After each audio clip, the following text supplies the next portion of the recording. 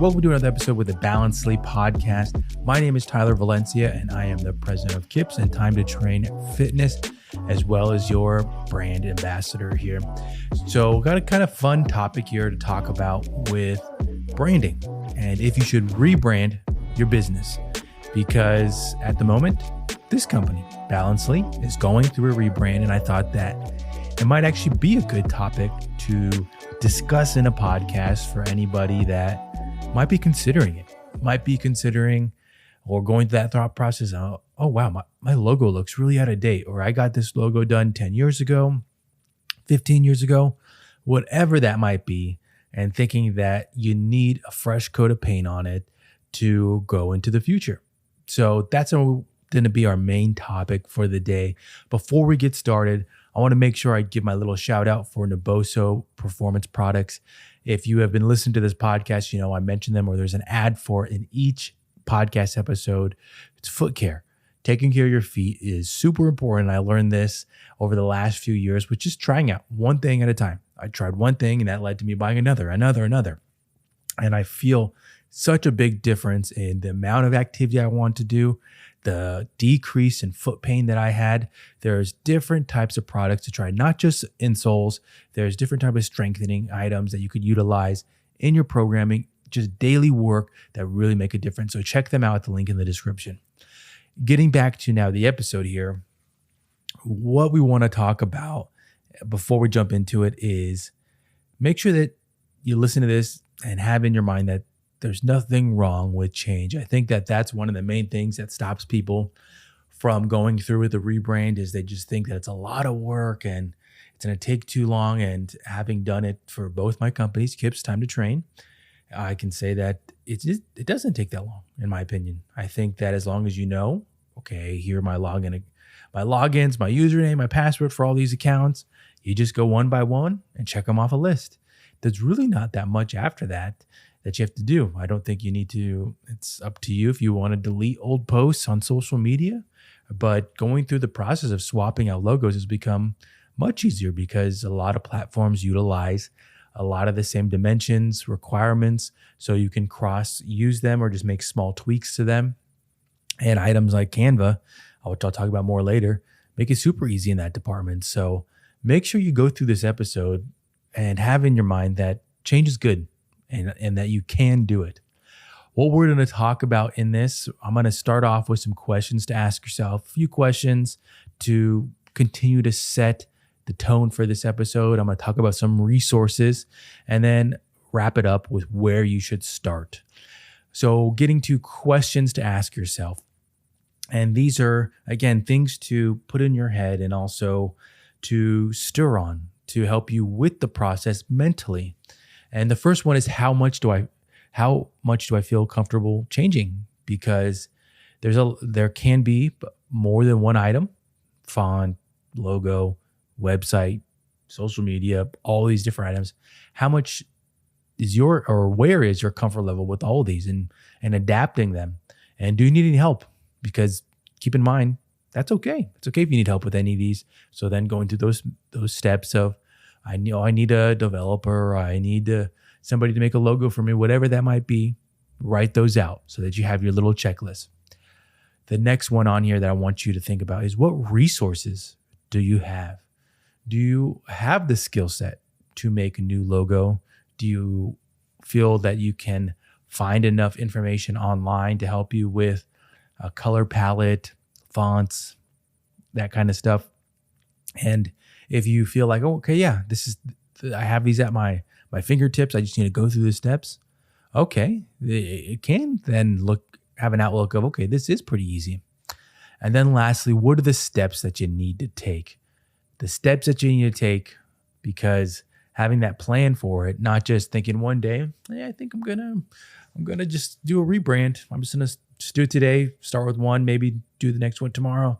Have a plan, have some action steps that you need to take. And I will say that when we get to later on, when I start talking about where you should start, I'm going to pull from experience with that. I just did a rebrand with my company, Time to Train, and there was a waiting process with it And then, not to get too far ahead, but it all depended on the logo. So let's now jump into resources. And these are some resources that I want to quickly outline that can hopefully help you out with just going through the process of it, swapping things out, getting things in the right format. And the first one I want to talk about, and if you have not seen this tutorial, I did a tutorial on, if you don't have a branding kit yet, I did it on a branding kit, how you get together your color palette and your fonts so that when you go to update things or that you're making changes on your website, whatever that might be, you have those things readily accessible and that they look the same across the board. If you're using a certain color, certain shade of green, make sure you have that shade of green across the board. Don't just make a guess. Have that already accessible and ready to use. And so if you haven't watched that tutorial, we'll throw a link in the description for it. Go watch it. Hopefully utilize the steps in it because all of them are free. All free stuff in there.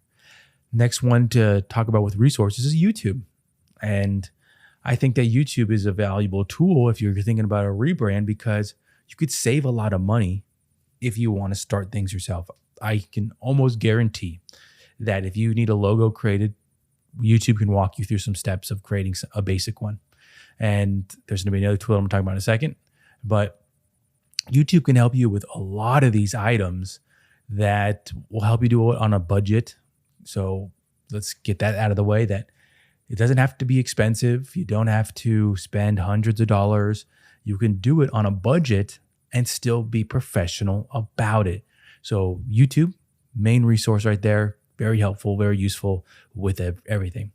The next one I want to talk about is Canva. And that was the one I wanted to hint at, and I mentioned it already, Canva, because I think very highly of it. I'll put a link in the description for Canva as well. If you don't have an account, check it out. They have free account, but I highly recommend the pro one. That's one I use. But they have branding kits in it that you could upload your color palette, your logo, your fonts, and they're just readily accessible right there. Or if you want to make a logo, they have logo templates in there.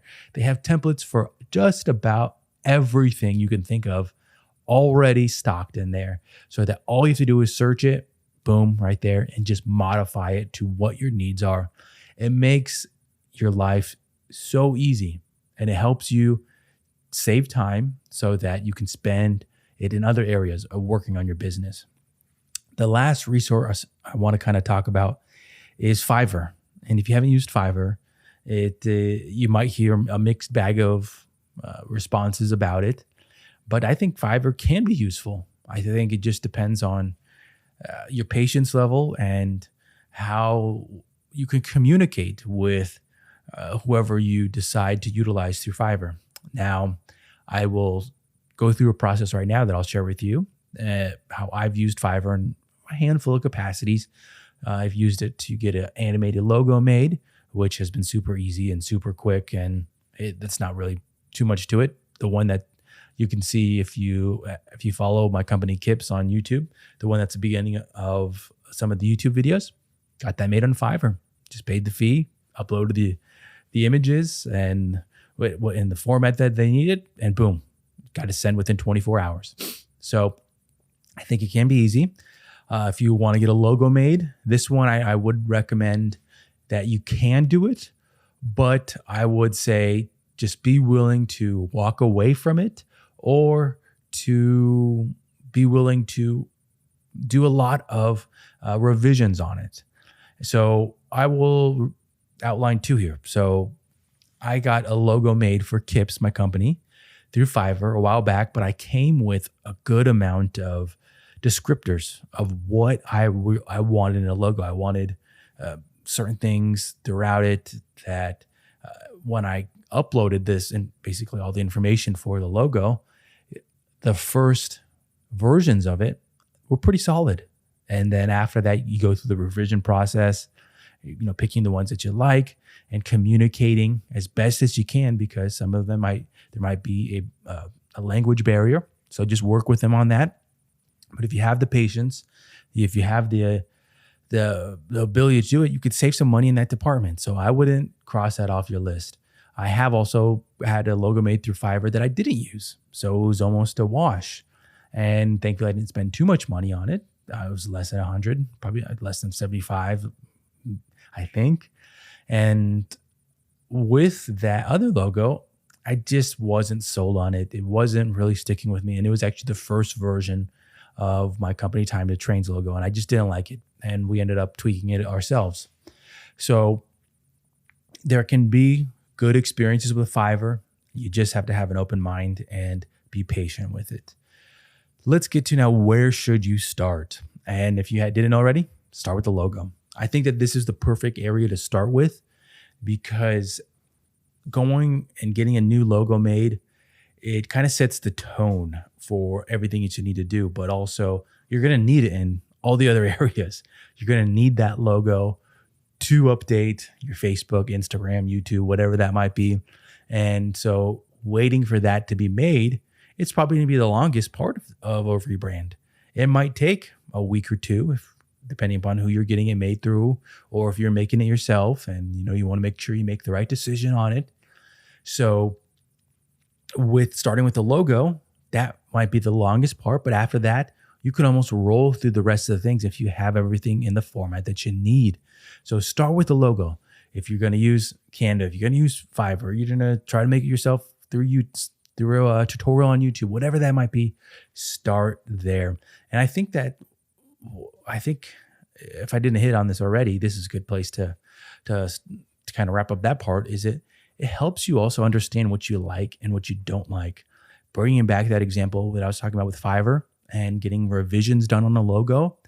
Throughout that, you're going to get examples, a ton of examples, and you might actually land on something that you didn't know that you liked, or that catches your eye.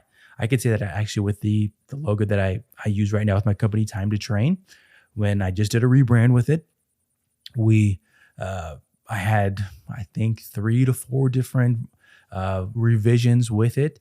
And the one that I settled on wasn't actually the one that I liked from the get-go. Typically, when you get a logo made, you pick, a handful of what you like, and, maybe there's one that really sticks out. And the one that I really liked isn't the one I landed on.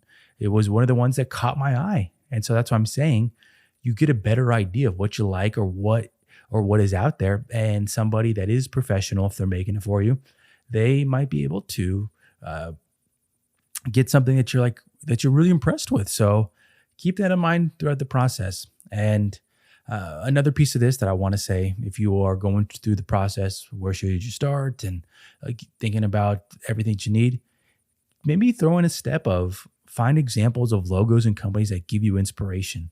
Find some logos that you're like, okay, I really like what they did with this, but I don't like this element. But that you can bring to it certain elements to it. You can think, okay, what are they trying to do? Here's what I want to try and accomplish with it.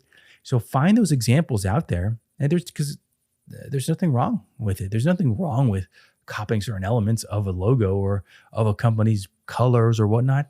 If you wanted to take the colors of your favorite, football team, do it. What is there to stop you from it? There's nothing wrong with using the same colors. That they're just colors. So keep that in mind. That find your examples, find your inspiration, and use those throughout the process. Keep coming back to them and keep helping you stay focused on it. That has been this episode on should you rebrand your business. I hope it's been useful. I thought that since it's very relevant to what this company is going through, Balancely, with a rebrand, it could be useful to somebody out there thinking that they've had a logo or they need a fresh coat of paint. It could help them in that capacity. Make sure you like this episode, share with somebody that might find some use in it. Thank you as always for listening, and I'll catch you in the next one.